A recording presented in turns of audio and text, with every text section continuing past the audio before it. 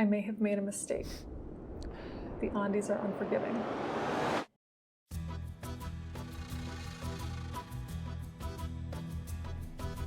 For the last few months, I've been in a rut. On a whim, I decided I needed a change of scenery. A massive change of scenery. After some cursory research, I decided I would head by myself down to Ecuador. I packed some stuff into a duffel and headed on a plane down to Quito. Quito is an amazing city, but I knew I wouldn't be staying long. I continued my journey south to Cuenca, an even cooler city, but still, it was the mountains that were calling. Just 30 minutes outside of Cuenca is Cajas National Park, an Andean wilderness area with over 700 lakes. There is very limited information about the park online at all, let alone in English. Even though I didn't have anyone to go with, I decided I would spend a couple days alone in the Andes.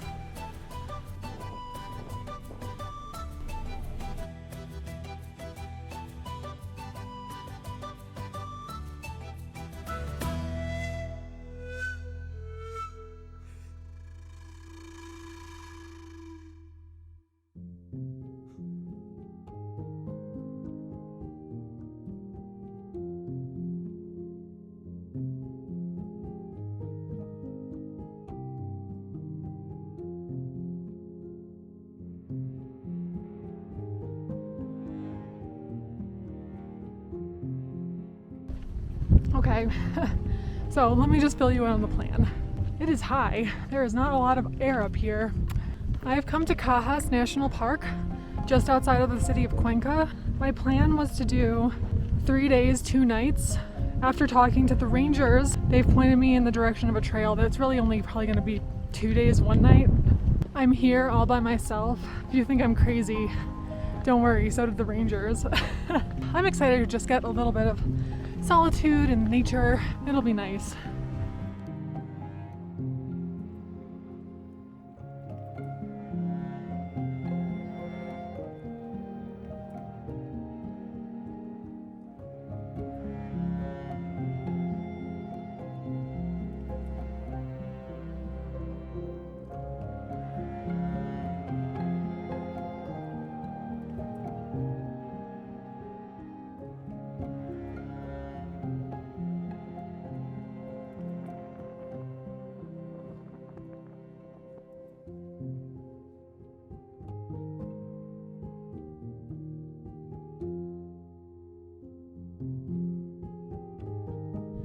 Okay, so I just got to this viewpoint. So I crested the hill and there was just this unbelievable view. I knew that this was going to be beautiful. Everyone who has been to Cajas has nothing but extremely positive things to say, but I'm like really overwhelmed by just the emotion I feel at the sheer beauty of this place. Oh, wow. Damn it, now I'm crying. Well, it feels like the silliest thing in the world, but I'm just so emotional about how beautiful this place is, and it's just wild to me that there are still places like this in the world and you can be there and enjoy them all by yourself.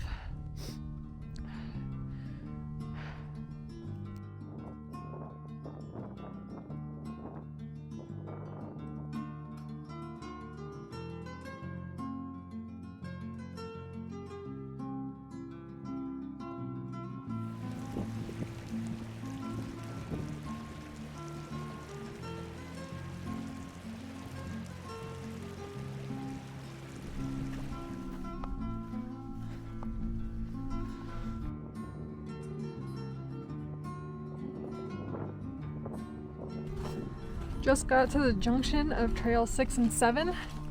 I'm now leaving Trail 6 and heading along Trail 7. The trail has been extremely muddy, but I knew that that was going to be the case. This next section of the trail is called the Inca Trail, and I think it's because it actually follows an old Inca footpath that existed back in the pre-Columbian times.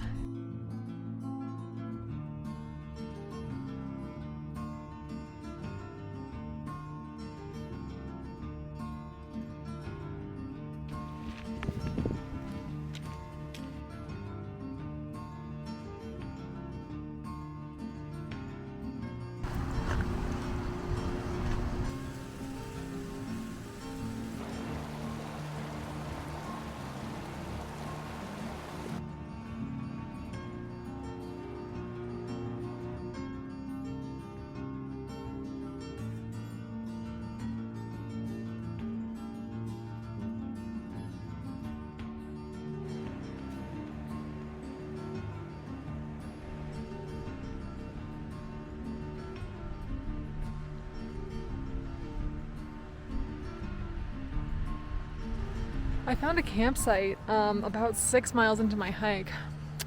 It's 2 p.m. so it's a little early for me to stop walking, but the weather is also getting a little bit worse. It just started drizzling, so my plan was just to like sit here for 5 minutes, see if it gets better, see if it gets worse, and then make a decision from there. Doesn't seem like it's getting worse, so I'm gonna push on, just try to get to the lake and then hopefully find a spot there.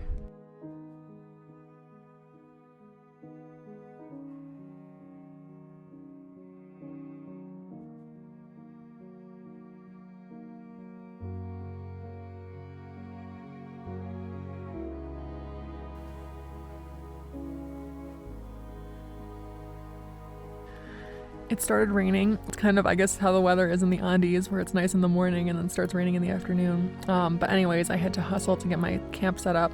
It was difficult to find a place to camp. It's only 3 p.m. The rain has temporarily stopped, but I don't think it's gonna get better for the rest of the day. So I'm gonna just chill here. I think it's probably a good time to take a nap and then do some camp chores and see what the lake looks like.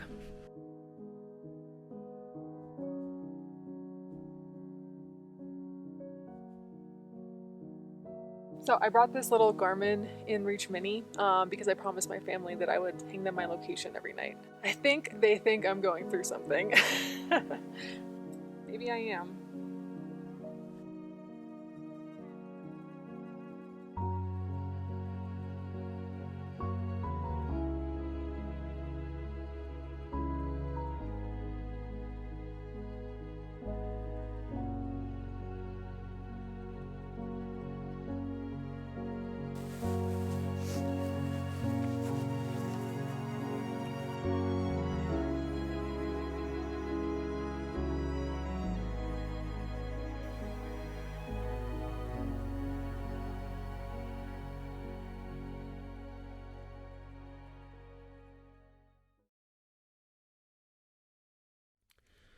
Morning.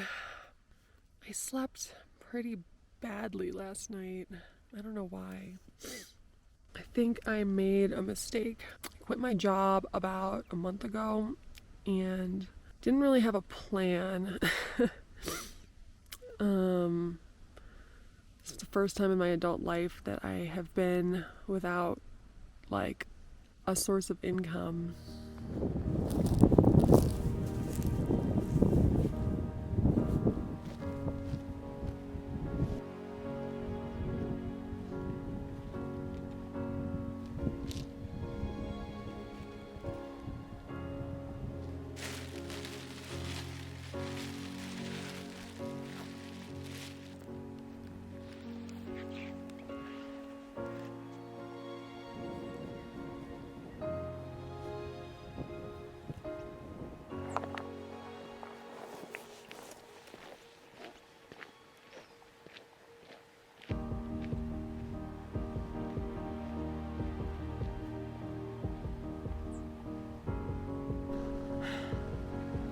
About to leave the lakeshore and start a pretty decent climb.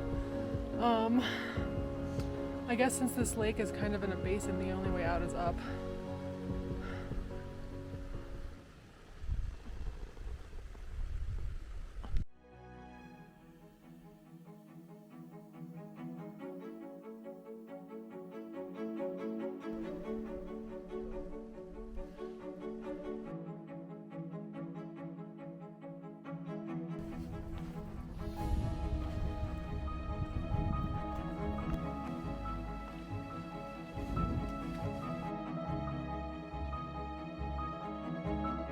Seeing the view down to the lake just totally reminds me what I'm doing here and why I've decided to leave my job to just walk around for a bit. Just like, this is what I'm doing it for. And you know what? It might be a mistake, but it is way too soon to know for sure. And you know what? It's okay to make mistakes.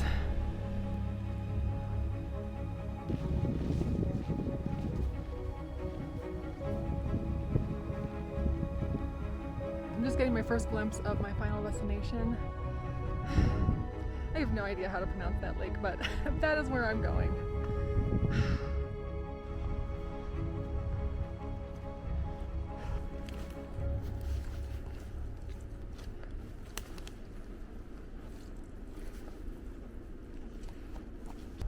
Now about a mile and a half from the trailhead.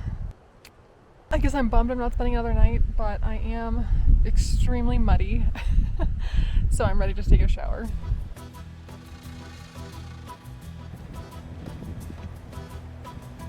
It's important to push ourselves out of our routines and out of our comfort zones. And it's okay to be afraid of things, as long as we don't let that fear hold us back. Doing things that scare us is what makes us grow.